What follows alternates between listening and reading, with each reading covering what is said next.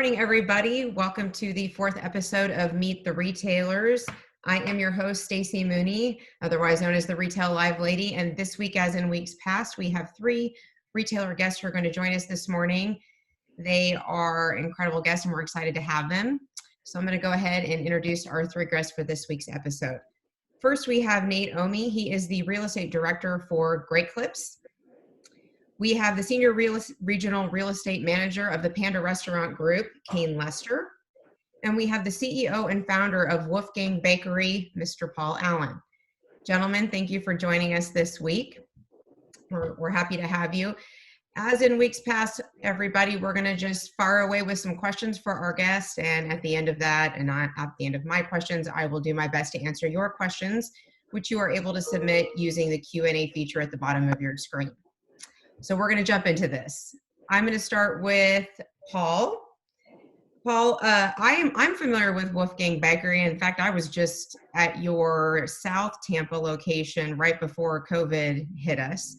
So I'm familiar, but for those people that are with us that are unfamiliar with your concept, could you please share a little bit about Wolfgang Bakery?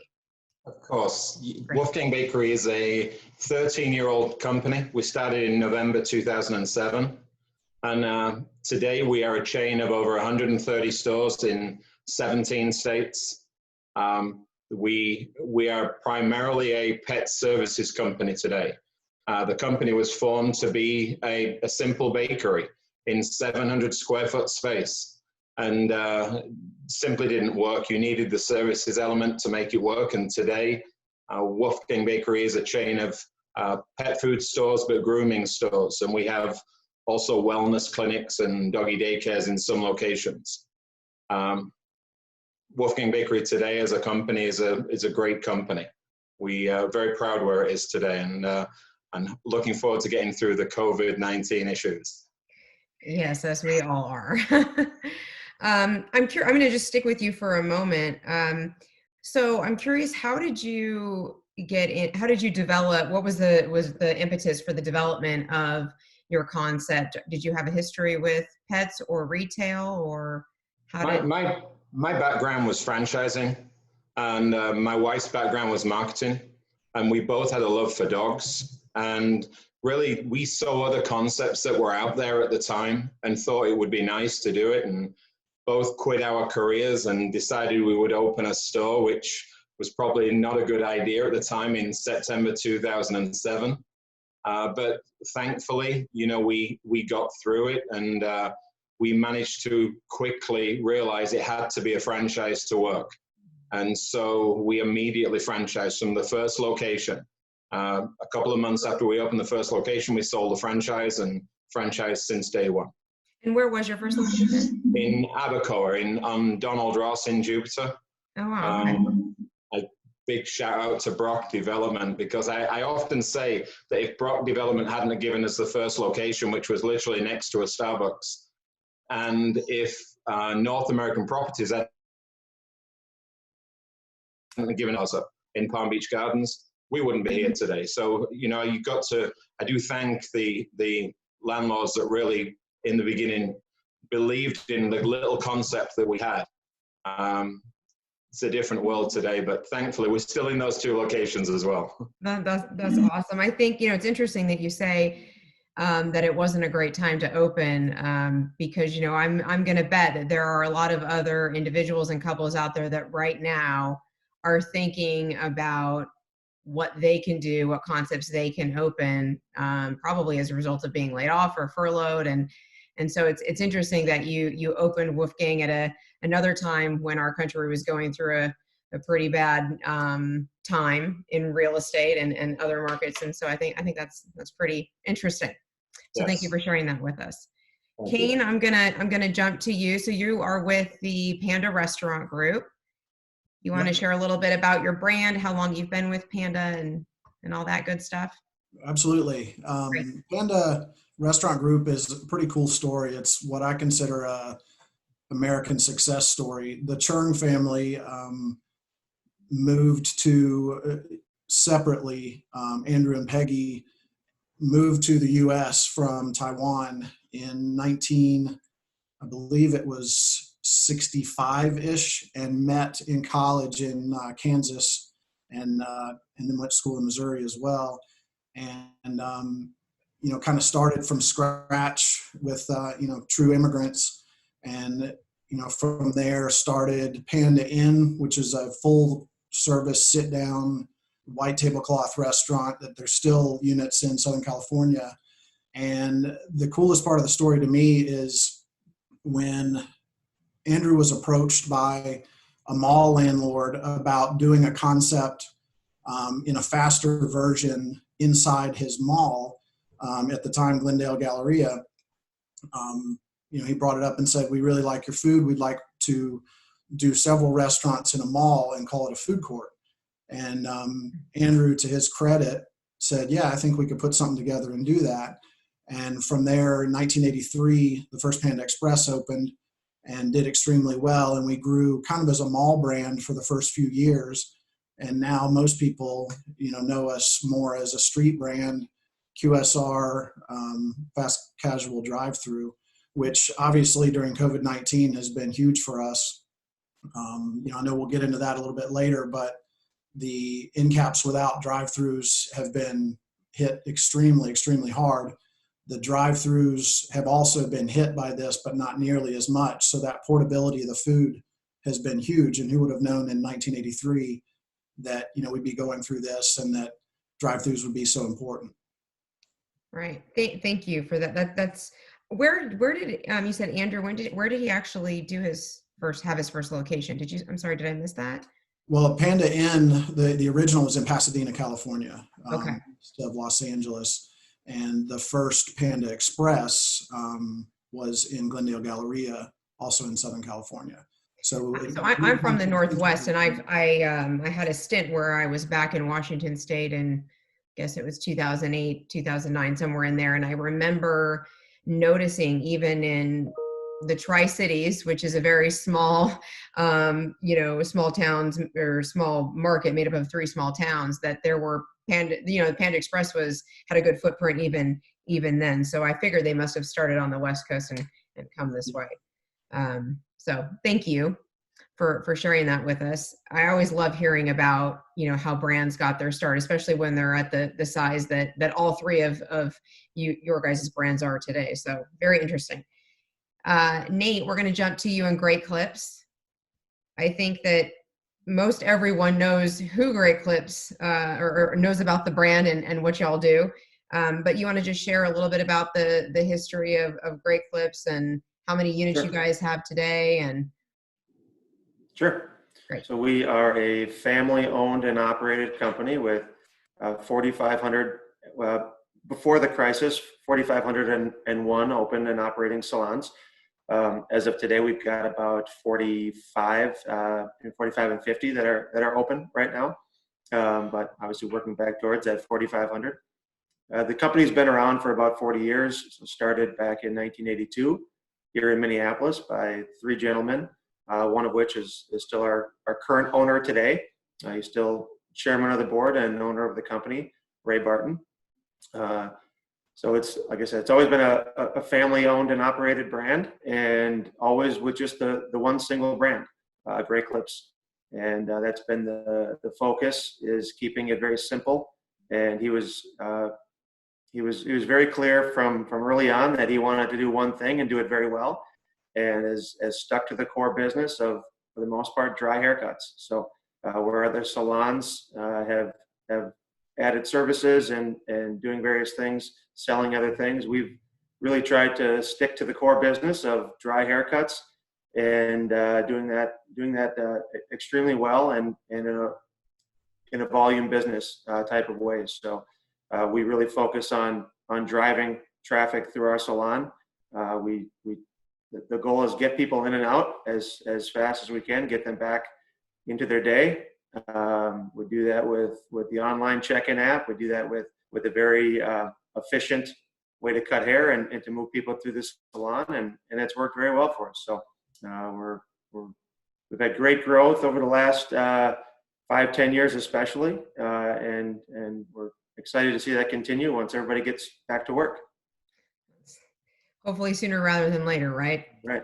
And I'm curious, I meant to ask the other panelists this as well, so I'll go back to them. Although I think, Paul, you pretty much already answered it. But does Great Clips have any corporate locations, or are they strictly franchise driven today? Yep. We're 100% franchised. We had some corporate stores early on, and back in the 80s, early 90s, and they just decided we were a much better franchisor than we were at running salons, and it's really helped us from a decision making process that we don't have to make decisions based on whether or not it's a corporate market or a corporate salon versus franchise, and we can focus 100% on our franchisees and give all our resources to them.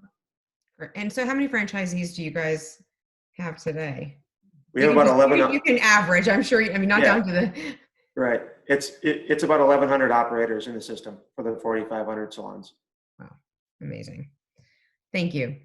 Yeah. So there's some, and are you in all 50 states?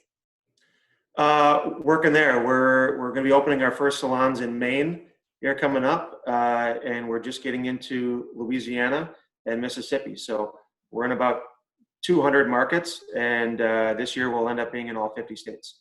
Wow. That's fantastic. I'm going to stick with you, Nate, just because I just asked you that question. I think this is a natural progression into it. Would you say that there are any markets that you are more bullish on, or that you guys are, your team is highly focused on? Yeah, we've got a ton of growth out in California. We're seeing a ton of growth in Texas and Florida. The Northeast still has a lot of holes for us. We started here in Minneapolis and sort of worked market by market.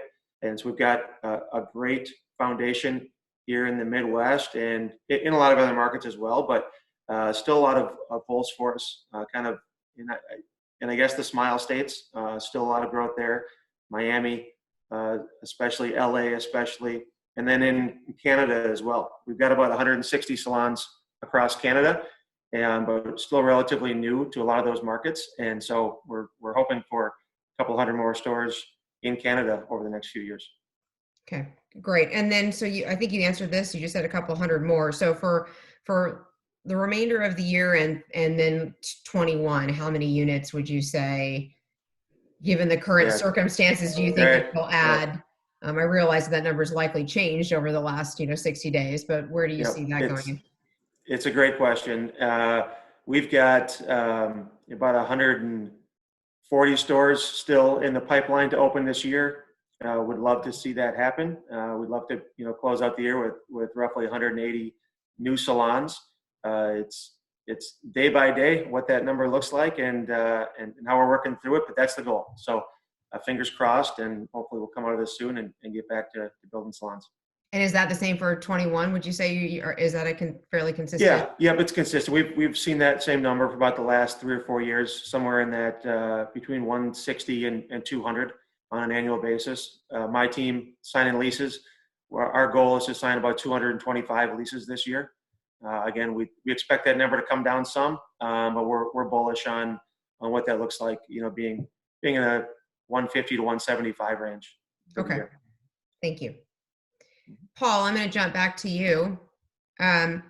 So I guess my first question is, how many franchisees did you say that you have total? We have actual franchisees 108, owning 130 stores. Gotcha. And what's your growth look like over the next 18 months? I think we're still going to open 19 stores this year. There's already 7 that we've actually finished, and Wesley Chapel opens on Monday. Dunedin opened 2 weeks ago. But if things clear up, I think we can open 30 stores in the next six months to a year.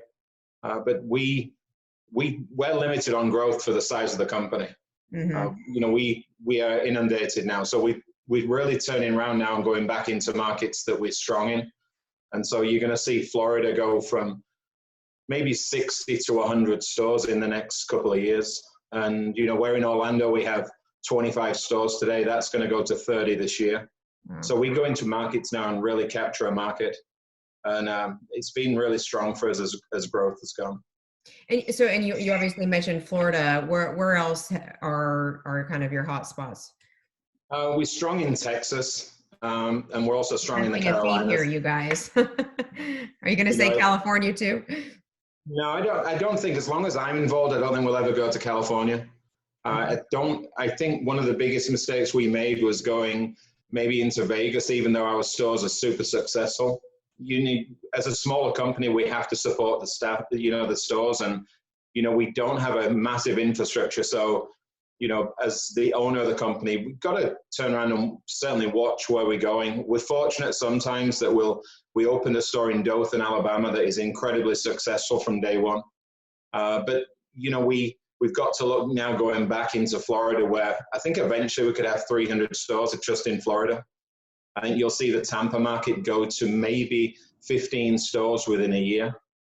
Okay. And Miami, we've got one guy who's doing 11 stores in Miami. And so, we're really working at the moment. But again, we're a small company.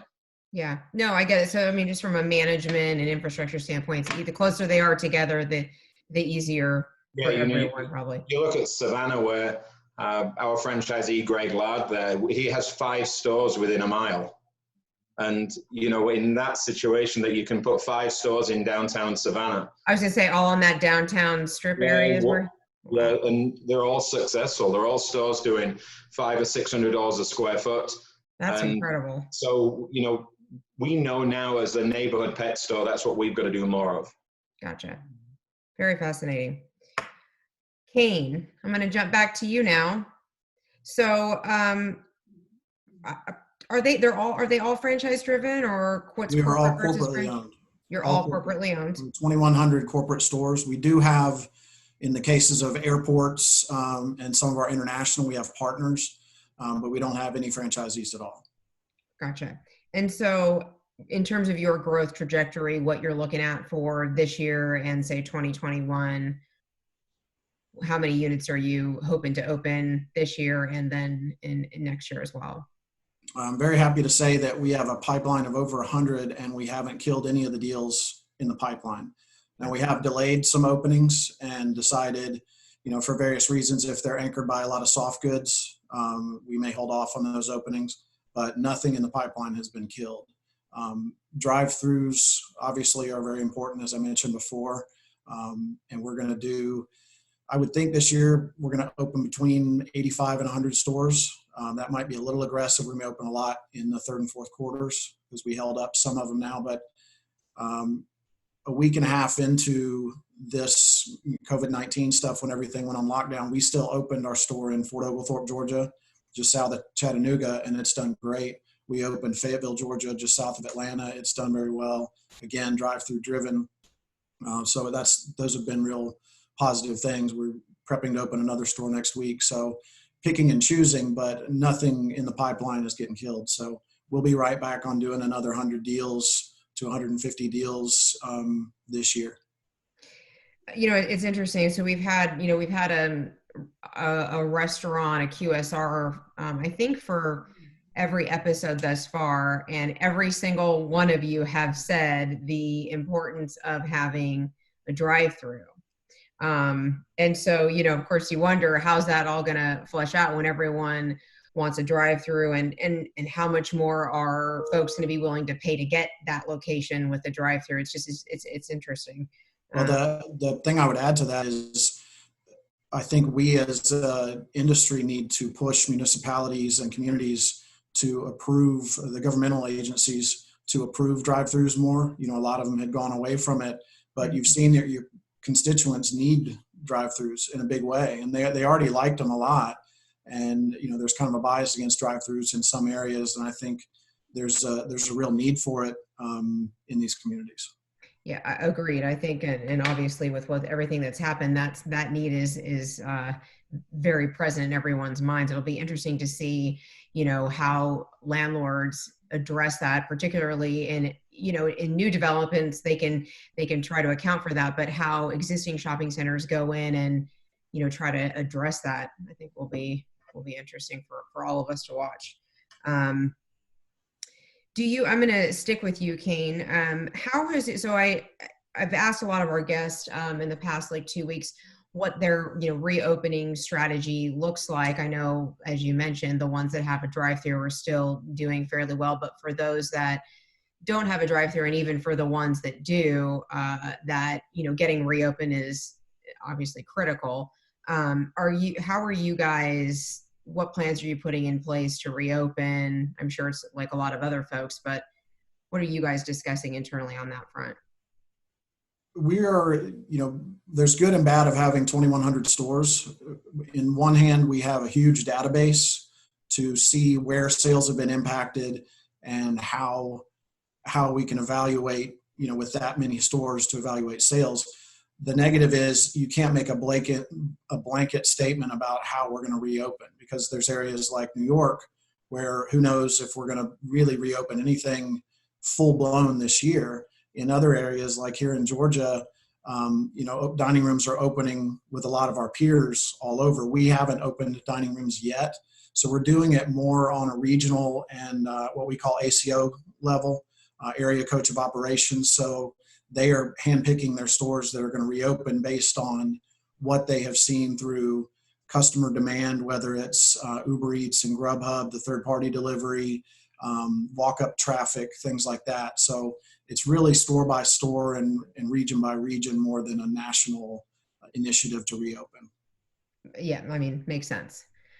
There'll be markets, to your point, that won't be able to open for much longer, and then there's Atlanta where people can open. Whether or not they choose to, of course, is a different story. Nate, I'm going to jump back to you on that. How are you? I assume that you guys are putting like a plan or some type of employee, franchisee like protocol in place for those guys on your recommendations as a franchisor on how they reopen, and systems that they can put in place, et cetera. Yep. That must be a big undertaking to deal with, to help all those franchisees implement the changes to be able to reopen. It is, and to Kane's point, it's every market's different. Everyone has different regulations, and the government is stressing different things. So we put together what we call our COVID comeback plan, and we worked with our franchisees around the country to put that together. And it's an extremely comprehensive package and document that all of our franchisees have to help outline all the steps that they need to be taking now, depending on whether they're opening up this week or if they're opening up 2 months from now, things that they can do now to prepare for that. And our company has done a fabulous job of supplying PPE. Every one of our salons is going to get a starter kit in terms of what that looks like. Our marketing team has been fabulous in putting a stay-at-home hair campaign together, which has been a huge success. And then what that looks like, opening up in terms of all the marketing materials that they need in order to funnel people through the salons. Some of the salons that have opened have had great success so far. But at this point, it's really all voluntary. As a franchisor, we're not forcing anyone to open, and our franchisees aren't forcing any of their staff to come back. It's all voluntary. And so we're confident it's going to be somewhat of a 2 steps forward, 1 step back, where we may get to 150, 200 salons, and some may need to close. Some markets may close down, and we may go back to 100, and we may open up 300 and may come back to 200. And we're fairly confident that it's going to look like that for the next 3 or 4 months, that it's going to be market by market, and it's going to go up and it's going to go down, and it's going to be very fluid. So we're doing our best to prepare our franchisees for what that looks like, and role playing all those conversations in the stores, all the new conversations that stylists will get to have with customers. It's going to look very different, but we're very confident that we've got a great plan in place and great franchisees to administer that plan going forward. Yeah, and that that's the benefit of being with a franchise system, right? Is having that team in place for situations like this. I think it was Michael Browning who mentioned that on the episode that he was on. And I really can't imagine going through this if you were, our franchisees are very fortunate to have this support system, not only from us, the franchisor, but with each other. They're on market calls every single week, anywhere from 10 franchisees in a market to 40. And they're on there sharing ideas and best practices and really working as a team to make this happen, because there's a million different ways you can do some of this stuff, even in terms of PPP and PPE, working with their staff. So to have that support system has been huge for our network of franchisees. Yeah, I would think so. Like you say, just to even be able to bounce ideas off of, and we've all needed that in our respective fields, right? Paul, I'm going to head over to you. I know that you guys have been, all of your units have been able to be open. Is that, I mean, you're considered an essential good. And I think I've been reading, as I'm sure a lot of our participants have, about the increased sales that you guys have experienced. So from your perspective, you don't necessarily have to have a reopen plan because you've been open. But have you made any changes as a result of COVID that you think you'll stick with even when things go back to normal, so to speak? About 80% of our stores stayed open through the whole thing, and they're still open today. We have about 20 of our stores actually reopening today, or reopening the grooming portion today.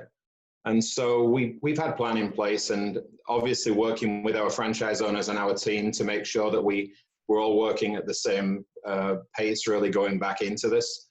Our franchise owners are very independent, and they reach out between one another and to corporate on what they need and what they feel is right for their markets.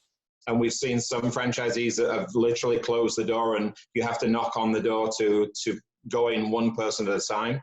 Mm-hmm. And we've seen those that have stuck by CDC guidelines and have let 2 or 3 or 4 people in. And it's what we found is March we had a record month, which was the craziest thing. And the first week of April, our numbers were as high as Christmas. And so we saw numbers that were really much higher than we thought. We really thought our stores would be hurt by this. And we, as a company, decided to reduce our royalties down to 1%. So we could actually assist our franchise owners through this. And, I'm pleased we did that. But we really didn't need to in the end. We could have certainly done it store by store and worked out who needed help, where are we going to not open in New York or limited in certain markets. But, just today, all our New Jersey stores all reopened with grooming today.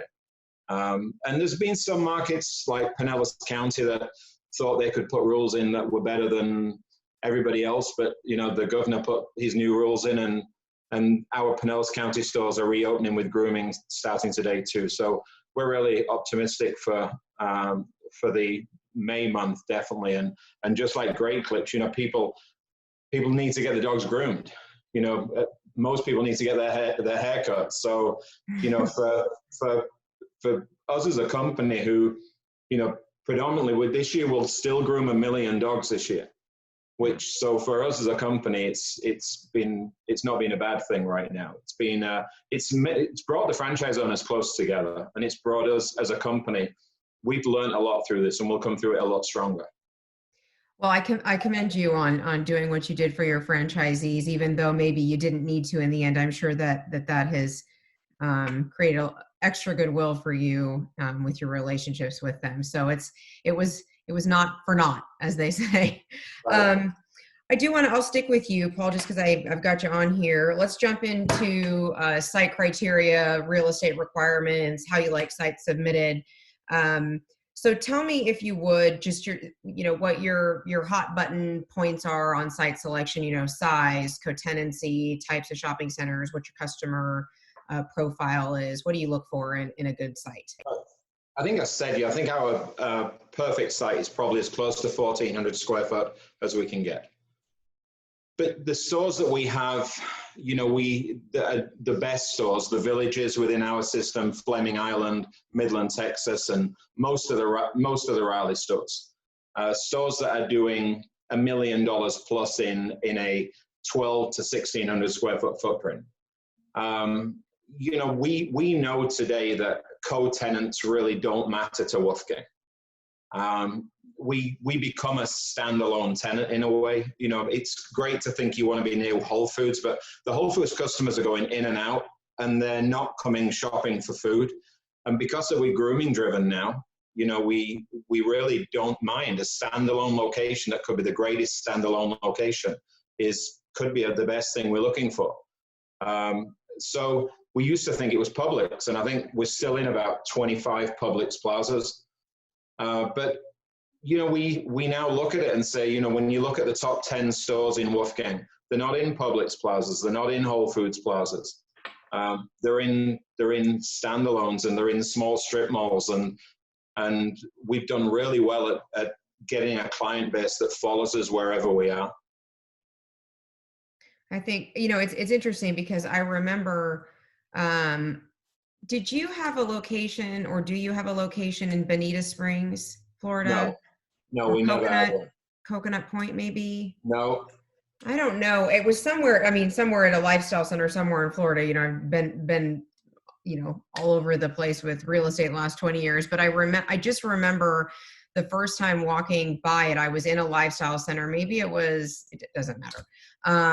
But I remember I wasn't aware of the concept. And so even though you don't need co-tenancy, as you say, you don't think that you get the value just from, because I don't think that I would have known to seek you out, but because of being there, you know, I saw you, and the colors certainly jump out. I love your store design, by the way. I mean, it's great. The colors, the design are awesome.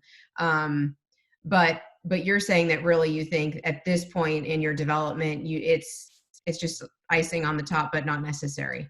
You mentioned South Tampa. So yes. That store in South Tampa that has no really anchor tenants. Yeah, none. Mm-hmm. It's on the worst traffic street you can go in. It's doing $1,000. Worst meaning too much traffic. Yeah.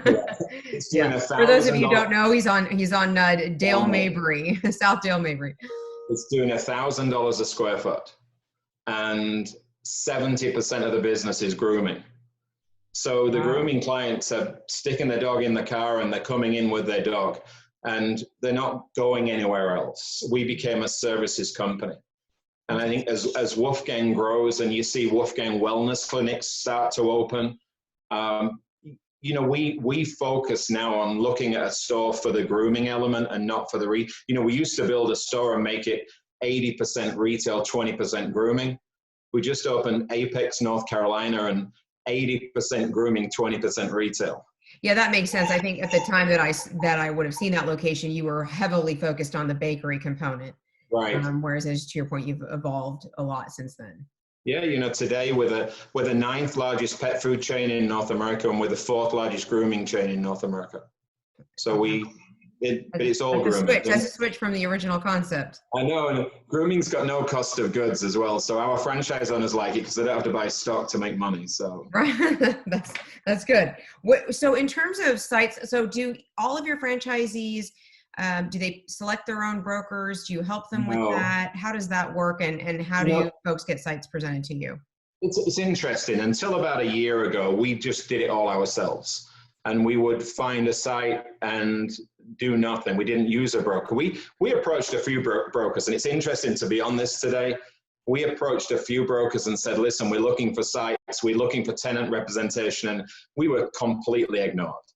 And it was just, I went to one of the shows. You were about to get bombarded, Paul, with tenant rep brokers saying we'll help you out. Well, let me tell you, I'll make it even worse. I'm sat down having a meeting at ICSC in Vegas, and somebody said, how much have you done in leases since you started your thing? And I said, I don't know. And I sat down when I got home and looked, and we'd signed about $48 million worth of leases without using a broker. Wow. And so when I looked at that, and I realized it, Kara, my wife, who's been incredibly a massive part of Wolfgang, you know, in anything that she could do. She was working in real estate and also doing the marketing. And with Clock Tower Realty, they started dealing with our real estate about a year ago, just over a year ago. And, you know, they're only really dealing with Florida right now. But, you know, we're still going out there, and we're still looking for sites ourselves, and we're still visiting sites. And, you know, we went down to Miami a few weeks ago, and, you know, obviously for anybody on the Zoom today who knows the Miami market, the prices are very, very high. And we signed 3 leases without a broker down in Miami. Kara just didn't deal with that market at that time, and we were just trying to get it done as quick as we can. One of the problems with franchising as a small business is we may have somebody come to us today who says, I want to open in Vero Beach. I found a location, and they may well have already contacted a broker, not the broker, but the tenant, the landlord representation. And we're not going to come then and say, surprise, we've got a broker. We're going to try and make sure we communicate, get the deal done the best we can, and, rather get some TI money for them at this stage and do it right. But, we're very proud of what Clock Tower's doing for us, what Kara's doing for us today. And I think maybe in the next week, we need to start planning again, because we do have a pipeline of about 40 people who are still waiting for a site. Because if you apply today for a franchise, you're going to go into a pipeline to wait. And but we're ready to go. Albuquerque, New Mexico is under construction today. Las Vegas, Sky Canyon under construction today. And we've got to get out now and find new sites in these markets and get going. So everybody, he does not have a dedicated broker. For all of you brokers on this call, do not start flooding. Well, I'm not even going to tell you that because you're going to do it anyway. But if you have a site for Wolfgang Bakery, Paul, I am going to get your contact information. And you guys, if you were on the call last week, you know that we have started distributing the spec sheets, just like we do at our live events. After this call, for those people that are actually on the call, you will receive, on the webinar, you will receive a follow-up email with the site criteria and contact information for each of our guests. So I will get that around to all of you that have sites for Paul, Kane, or Nate, and where appropriate, their brokers as well. So thank you, Paul, for that. Kane, I'm going to jump back to you. For site submittal, where should do you like the sites to go to yourself? Do you like it to go to your brokers? Both? I know I've had some retailers just say to me, Stacey, I don't really want every site coming to me because we get bombarded with so many sites. I like my broker to, screen those for me and then send to me the ones that make sense. And then, conversely, we've got a lot of retailers who say, no, I want to see them all along with my broker. So what is your preference? Yeah, I think I'd speak for most of my team that we would prefer, most of us I cover 6 states and multiple markets within each state. So I would rather most of the unsolicited come to our brokers. They know our game plan inside and out. We lean pretty heavily on them. We've got a great team. So if you send them to them, they'll flip them to me, the ones that work, and the ones that don't, hopefully they'll respond quickly so that the developer can move on. So generally, yeah, I'd say, unless we have a prior relationship, it's easier to just go ahead and send it to our broker. Right. So everybody, if you want to get a response, send it to the broker. Otherwise, Kane's going to be inundated, and you may never know. I try to respond. But yeah, I can So. appreciate how many emails you must get. And on that note, what's a perfect Panda site? What does that look like for you guys? We self-develop, so we would prefer purchases anywhere we can get them. Ideally, 3/4 of an acre to an acre, so that we can do a freestanding drive-through. I realize that in places like Paul was saying, if we're doing something in Coral Gables or something like that, we're not going to get a freestanding drive-through for the most part, or Miami Beach. So there we'd be doing an end cap, ideally with a drive-through, but again, those are pretty tough. But the first choice by far is to purchase an acre and self-develop. We have a development arm where we can buy 2, 3, 4 acres and develop our own shopping center. Those are a lot of work and require a lot of coordination and take some time, but we've done several of those, even in my region. So, but first choice by far is to purchase. Ground lease is kind of a bad word in our company. It's a lot of capital initially for a store that we're not 100% sure we're going to do great at. Whereas if we buy, we can change the concept or do something like that. So buy. That makes sense. And just so what region do you cover, Kane? I've got, here's your geography test for today for everybody on the call. I cover Georgia and the 5 states that touch it. So. Oh, okay. Everybody pull their maps up. One of them is not Kentucky. One of them is not. That actually, but it doesn't touch Georgia. So okay. Yeah, Georgia and 5 states that touch it plus Kentucky. Got it. Thank you. Let's see. I'm going to go ahead and jump to Nate now with that same question. Nate, what is the perfect Great Clips location in terms of size, co-tenancy, type of shopping center? What do you guys look for? And understanding that that can change market to market a little bit, but just in general, what's your? Yeah, we're typically in between 1,000 and 1,200 feet.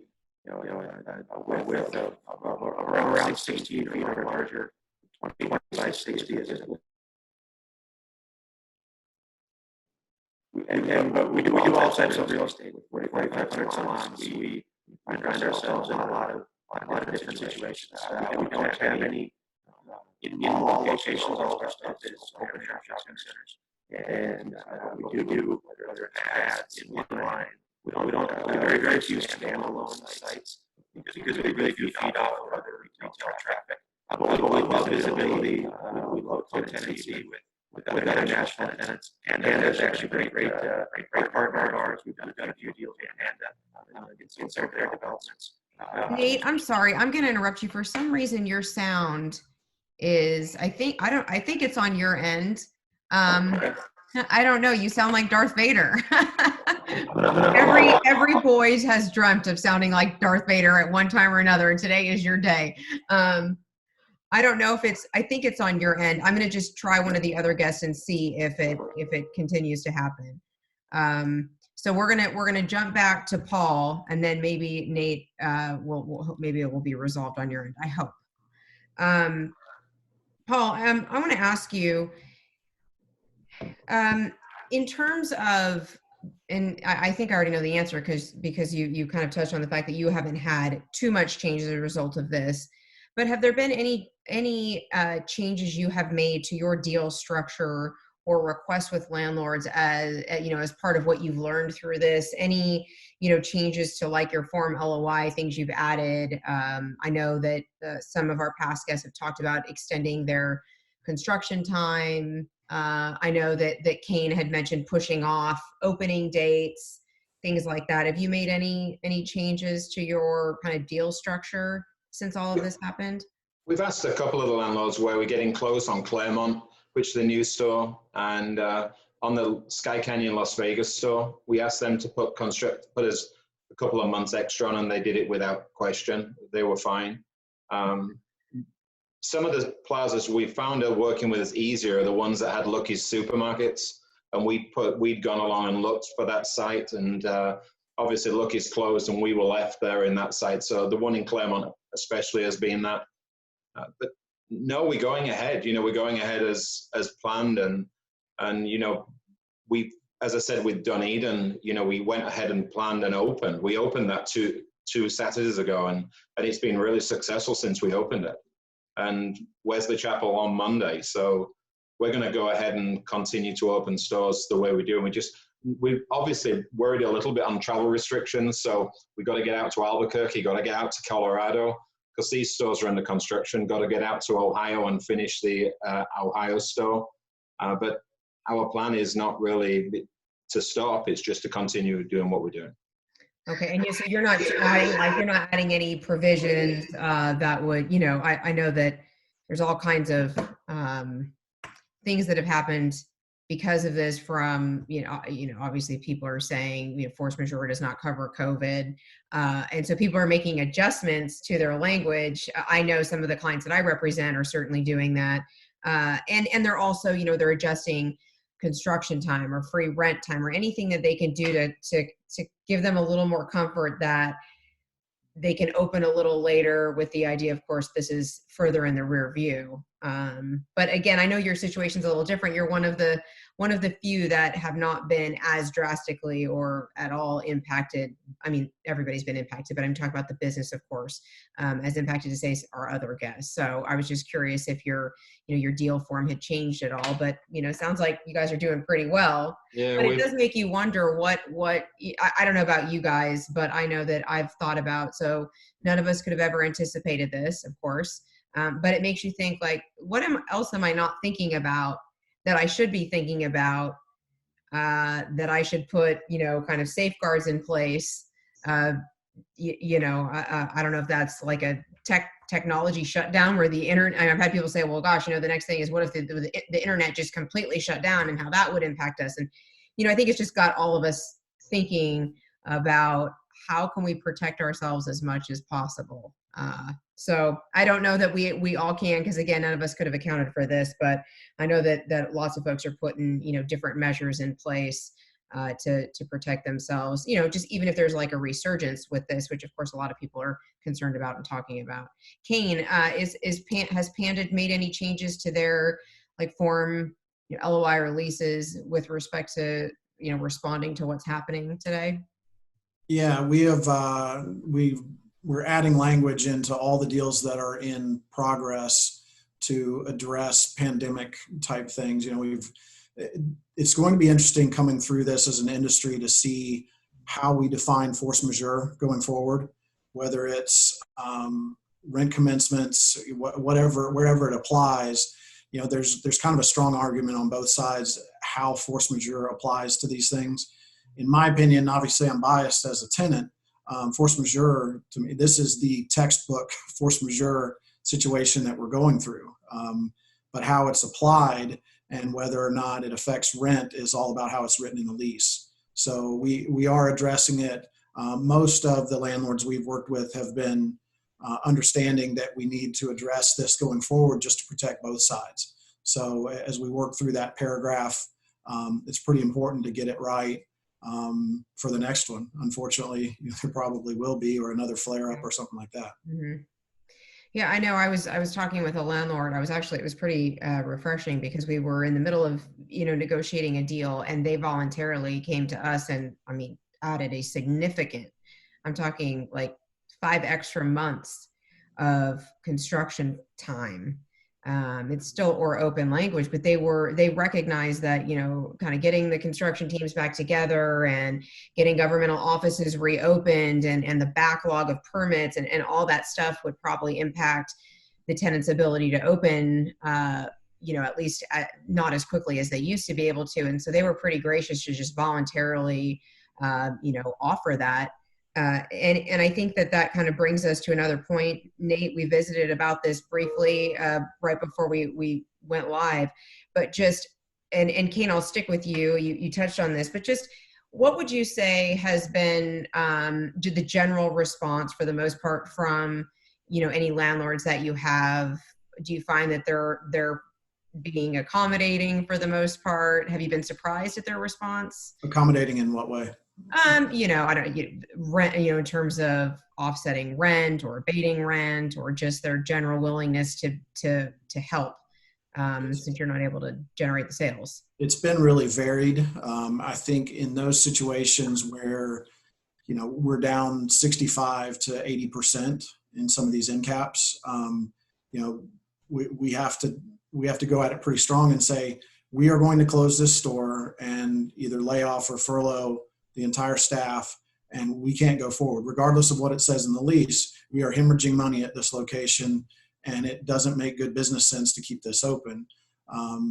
So those are the ones where we have to go really strong. We have others that were down 40%, and, we make that case as well. And my experience has kind of been the landlord has made up their mind whether they're going to give you an abatement before you get on the phone. So I'd love to think I'm a great negotiator, but I think a lot of times they've already had that conversation in their mind. So it just varies. We've had some that have been tremendous to work with and we're excited to do more deals with, and others that have been really, really challenging and gave us a pretty curt response, and that's how they've chosen to deal with it. So it's just, everybody's going through their own things right now, and I respect that. Yeah. Yeah, I overheard someone yesterday. I had to go pick up a prescription, and I overheard. It's just interesting being in our world, and I overheard a customer in line at the pharmacy. She was talking about just how wrong it is that these landlords are charging these tenants rent. And I felt bad for the landlords. I was like, well, I wanted to say so badly. Well, they have to, they got to pay their rent too, meaning their mortgage. It's just not as simple as just forgiving the rent. And I think, it's hard for everybody. Everybody's dealing with somebody they have to pay for the most part. And that's why, I just think it's it's interesting to see the landlords that are being doing what they can, or folks like you, Paul, who generously reduce the royalty for your franchisees. I think everybody's doing what they can within their means for the most part. Not everybody, for the most part. Nate, I know that let's hope that your audio is back to normal. Test. Yeah, Is it working? great. Everything's Good. great. I know that you mentioned that you've been pretty pleasantly surprised at how great everybody's been that you've been dealing with. Yeah, we've received a lot of great responses. The funny thing with this situation is there's very little history on how to navigate through this. And so what was a good deal 6 weeks ago maybe isn't a good deal today, and maybe it won't be a good deal tomorrow. Nobody really knows as we each try and figure our way through it. But we are really appreciative of the landlord partners that are working with us and are reaching out, whether proactively or responding to us, and wanting to be collaborative, wanting to communicate what's going on. Again, I can't, even today, I can't sit here and tell you what a good deal in this situation looks like for both parties. I think we're doing some deals, and we're crossing our fingers, and we're hoping things get back to normal. But the key is keeping those lines of communication open. We fully acknowledge that our landlord partners they're in a brutal spot too. And but having those conversations, working with our franchisees, working through us, we do really appreciate those folks that aren't taking the approach of this is just a tenant issue, that this is an industry issue, and that's extremely appreciated right now. It's good to hear. I agree. I feel like for the most part, the landlords that I know that I've had conversations with all over the country are doing whatever. Some of them, their hands are tied, but for those that can, they're trying to certainly work with their tenants, because of course it benefits them in the long run if they can help the tenants, because they want them to reopen. We hope this is a 3-month hurdle we're all going through in terms of what is a 15 or 20 year, 10 year inside of a shopping center. So let's hopefully not let 3 months of crap really. We're gonna have to beep that out. I don't know if that is right. a cuss word or not. I don't know. This is live, Nate. No, I'm kidding. But I'm certain all of our participants have heard much worse. We're all in commercial real estate, so especially these last few weeks. Right, exactly. All right, so that concludes my questions for you guys. I do have a couple of more questions that I've received. I tend to get a couple emails from folks as they know that the Friday episode is coming, and so I'm just gonna ask you a couple of those if you guys don't mind, and then I'll let you get on your way to making deals and talking to landlords and franchisees and whatnot. Nate, I'll stick with you because you're up. Is there somebody would like to know what you consider to be, or who you consider to be, your biggest competitors, and what differentiates your brand from those competitors?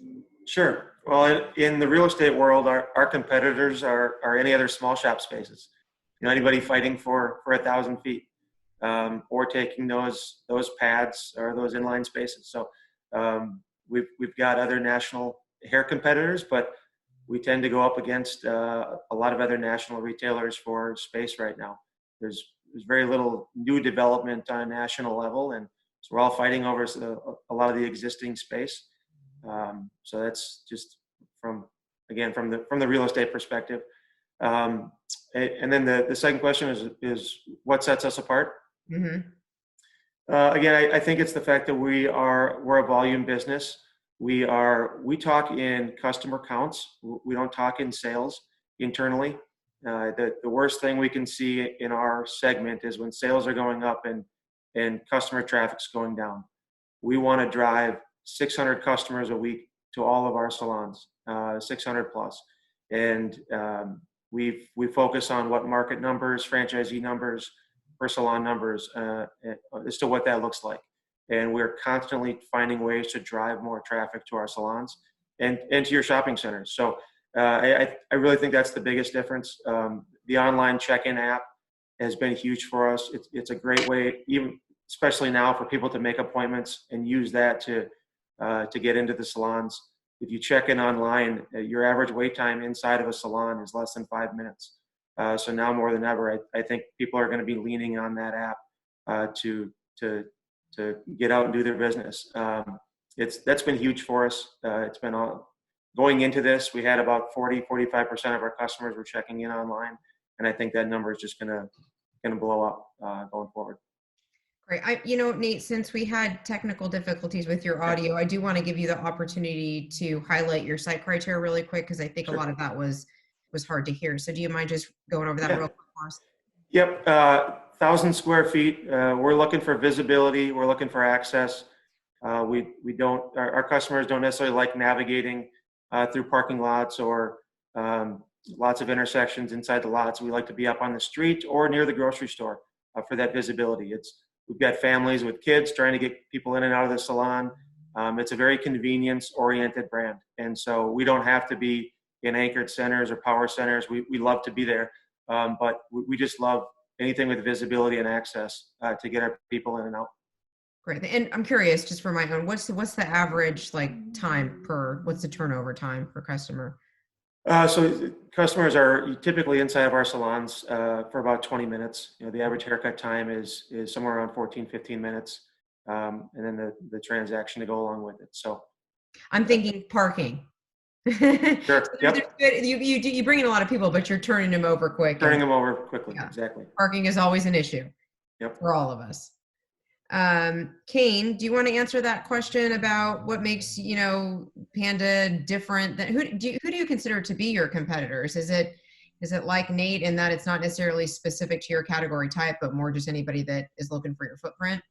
Yeah, real estate wise, we go up against banks for in caps and that kind of thing, out parcels, other QSR to an extent, but we really welcome other restaurants. We love having a trade area that's just filled with QSR. We don't have a national competitor, and we usually play pretty nice with the mom and pops. We're not in the business of trying to blow out local business. We want to work with them. We're a little bit different since we have a steam table. We can, get people through pretty quickly. So it's really, just whoever's trying to buy those out parcels along with us from a real estate perspective. And then, QSR, we play really well with virtually everybody. Mm-hmm. You're lucky. That's kind of rare. Right. Yep. Nate's looking for 1,000 square feet, but he doesn't want to drive through. So you guys are good. Yep. Same with Paul. Paul, I have a question for you. I think you touched on this because we talked about Savannah, but we have a question from one of our participants. They wanted to know how you feel about downtown. I assume they might mean like more like urban core type locations, like let's call it downtown Tampa, for example. How do those locations work for you? Probably depends on how many residents are living in a particular downtown area. Yeah, I think Dunedin's a great example. Carrollwood's a great example. We do good with, we are a neighborhood pet store. We own a trademark for your neighborhood pet store. And so we try to go into downtown area. Downtown Winter Garden, great store for us. Very tiny store, but really great store. But you find in Southwest Orlando, in Windermere and Dr. Phillips and Lakeside, you have 6 or 7 stores all really close together. In Lake Mary, you have Heathrow and Lake Mary 2 miles apart. Mm-hmm. And so we tend to go into markets and, we like to get as close to the big box as we can. We like to get as close to a Petco. We'd go in every Petco, same plaza if we could, but they have restrictions. Probably not going to happen, Paul. But we do like to get as close to big box as we can because, they're bringing the clients in, and the difference between them and us is that we know the dog's name. So we like that, but downtown's great for us. The dog's name. That needs to be your new slogan. That's good.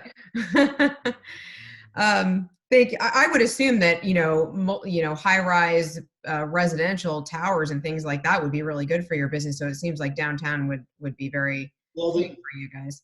The new downtown Doral store is, it's downtown Doral. It looks as though it's going to be a great development. Obviously, I think we'll have to see what comes through after this, but it looks nice at the moment. We're putting a store in downtown Doral, so we hope. Most of the Miami stores are going into downtown, into the Midtown area. We're looking on South Beach at the moment for space, but we like where there's people living and above. It brings us back to, Cameron Village in North Carolina or Raleigh North Hills, really great plazas where people live above. Well, seems to me, Paul, that you've got a good thing going. We try. We don't really have any we're lucky we don't really have any competition. Yeah. You know, we as a business now, because of grooming, we've grown so big, and you know, as long as we can find groomers, and now we're opening Wolfgang grooming schools as we speak. So, you know, that's the next step for us. We just signed a massive lease in Ohme for a big grooming school, and we're really proud of our relationship we have with Beth and Woody, who are going to be doing the grooming school. And, you know, we've got to look at other options for service. We've got to look at anything that's a service is going to bring clients in. And then Amazon and Chewy's mean nothing to us. So yeah, there it is, Amazon. I'm surprised that hasn't come up yet. So you guys, we're pushing up against the end of our 1 hour window, and I promised that I would not keep you longer than that. Although I do actually have more questions for you, but I'm gonna let you off the hook. I do want to thank all three of you guys for joining us today. I think it's really important for the real estate community to see that there are still retailers out there that are looking for sites, that are intent on growing, and that although there's plenty of bad news about various companies that will not survive, there's still a lot of you guys out there that are going to be making deals and looking for real estate. And so I thank you for being with us and hopefully lifting everybody's spirits and remembering that we will go forward when this is over. So thank you very much for your time this morning. Yes. Thank you. Thanks, Stacey. All right, everybody, if you enjoyed this episode of Meet the Retailers, I hope you'll join us next week, always on Fridays at 11 a.m. Eastern Standard Time. As a reminder, you can view past episodes on our website at retaillive.com by selecting the Events tab at the top of our homepage and scrolling down to Webinars. There you will see past episodes as well as a registration link for next week's Meet the Retailers episode. I hope you all have a great weekend. Thanks again, and I'll see you next week.